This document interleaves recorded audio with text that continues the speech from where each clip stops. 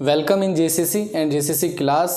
And आज जो हमारा टॉपिक है वो हमारा लाइट, जो क्लास 10th का चैप्टर है। तो सबसे पहले जो हम इसमें देखेंगे वो देखेंगे क्या लाइट क्या होती है, रिफ्लेक्शन क्या होता है, रिफ्लेक्शन पढ़ेंगे, लॉ ऑफ रिफ्लेक्शन के बारे में हम यहाँ पे चीज़ें समझेंगे। ठीक है, तो सबसे पहले जो हमें देखना है वो लाइट क्या होता है। Light is the form of energy होती है। ठीक है, इसको यूज़ क्या करते हैं, इसका जनरली जो हम यूज़ कर रहे हैं वो सी एन ऑब्जेक्ट के टर्म में हम देखते हैं। कोई भी जो ऑब्जेक्ट हमें दिखाई देती है वो किसके हेल्प से, लाइट के हेल्प से दिखती है, जब कोई लाइट किसी ऑब्जेक्ट से रिफ्लेक्ट होकर हमारे आंखों में आती है। ठीक है, तो इसमें जो हम लॉ ऑफ रिफ्लेक्शन पढ़ेंगे, सबसे पहले जो परावर्तन का नियम होता है वो क्या होता है, what is the meaning of law of reflection, कैसे इसको हम दिखाते हैं। ठीक है, सपोज मान लीजिए मैंने एक यहाँ पे सरफेस, साइनी सरफेस लिया है यहाँ पे।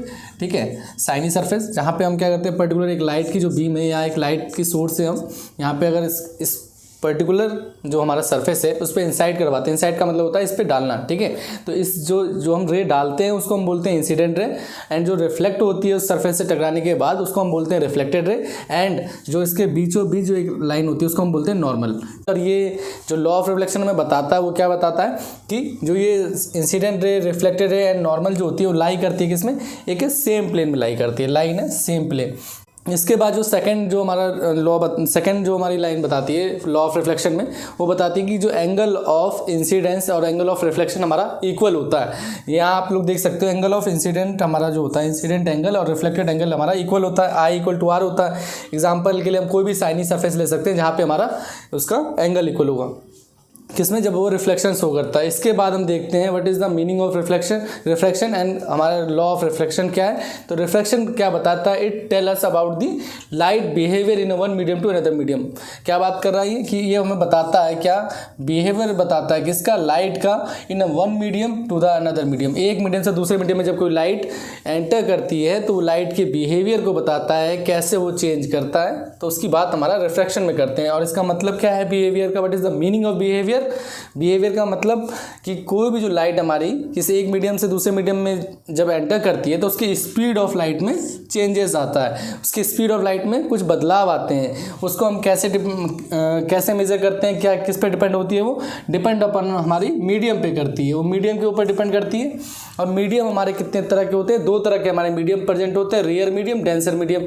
इन केस ऑफ अगर स्पीड की लाइट हमारी रेयर मीडियम में होगी तो वो ज़्यादा होती है, बट अगर हमारी डेंसर मीडियम में तो कम होती है। ठीक है, ये चीज़ें हमने यहाँ से देखी। इसके बाद हमारा जो लॉ ऑफ रिफ्लेक्शन कैसे हम दिखा सकते हैं, अभी जो हम बात कर रहे हैं वो अपवर्तन की बात कर रहे हैं, और उससे पहले जो हमने बात करी थी वो परावर्तन की बात करी थी। ठीक है, तो इसमें आप देखोगे सेम कंपोनेंट होता है, जैसे हमने यहाँ पे देखा था इंसिडेंट रे नॉर्मल सेम रहता है, बट यहाँ रिफ्लेक्टेड की जगह हम रिफ्लेक्टेड रे का यूज़ करते हैं। ठीक है, सपोज मैंने यहाँ पे ग्लास स्लैब ले रखा है, पर्टिकुलर ग्लास स्लैब पे जो इस पॉइंट है, ठीक है, ये एक पॉइंट है जहाँ पे हमारी इंसिडेंट और रिफ्लेक्टेड रे, ये हमारी रिफ्लेक्टेड रे है जो हमने यहाँ दिखा रखा है। इसके बाद आप देखोगे कि ये जो इंटरफेरेंस है इसके बीच में, इंसिडेंट और रिफ्लेक्टेड रे के बीच में यही, और ये जो बीचों बीच लाइन है वो नॉर्मल। तो जो हमारा लॉ ऑफ रिफ्लेक्शन में बताता है कि जो कोई पॉइंट हमारा incident and reflected and normal are lie in a same point of interference. ठीक है, तो यहाँ पे आप देखोगे the incident reflected normal to the interference of the two media at the point of incidence all lie in a same plane. ये interference नया word आता है, इसका क्या मतलब है, इंटरफेरेंस का मतलब होता है जब कोई दो मीडियमों को एक दूसरों से अलग करता है। इंटरफेरेंस बताता है उसकी सतह को। ठीक है, ये हमारा फर्स्ट मीडियम है एंड ये हमारा सेकंड मीडियम है, ये इसके बीच का इंटरफेरेंस है। ये एक पॉइंट है जहाँ पे ये हमारे इंसिडेंट, रिफ्लेक्टेड एंड नॉर्मल को सेपरेट करता है। ठीक है, और ये सब क्या करते हैं, एक ही पॉइंट पे लाई करते हैं। इसका जो दूसरा नियम मैं बताता हूँ वो साइन आई अपन में साइन आर। जो सपोज हमारा जो इंसिडेंट एंगल बनाता है किसी नॉर्मल के साथ, और जो रिफ्लेक्टेड रे हमारी किसी नॉर्मल के साथ जो एंगल बनाती है, उसका साइन का जो रेशियो होता है वो हमेशा कांस्टेंट होता है, और ये हमें स्नेल्स का लॉ भी बताता है।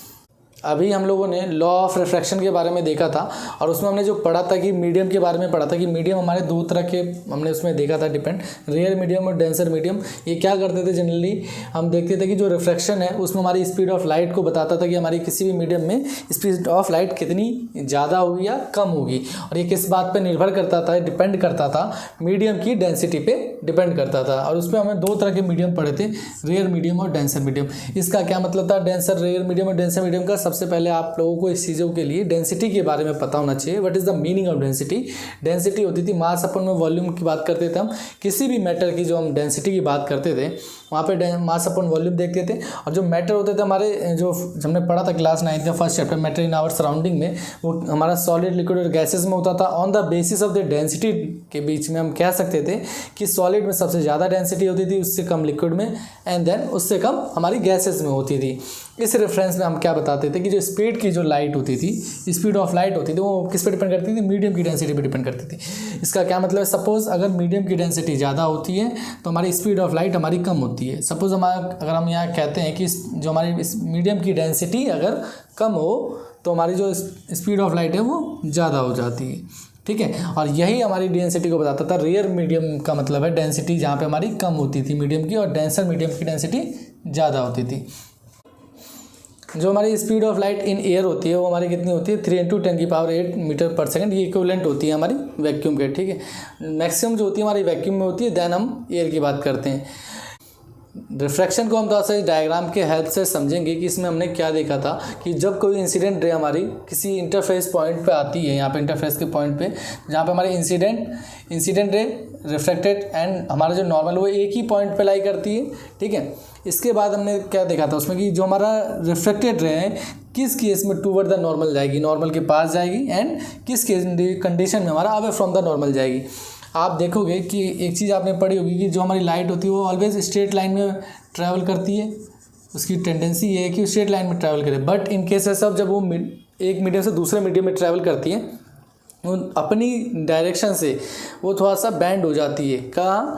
या तो टूवर्ड नॉर्मल होगी या तो अवे नॉर्मल होगी।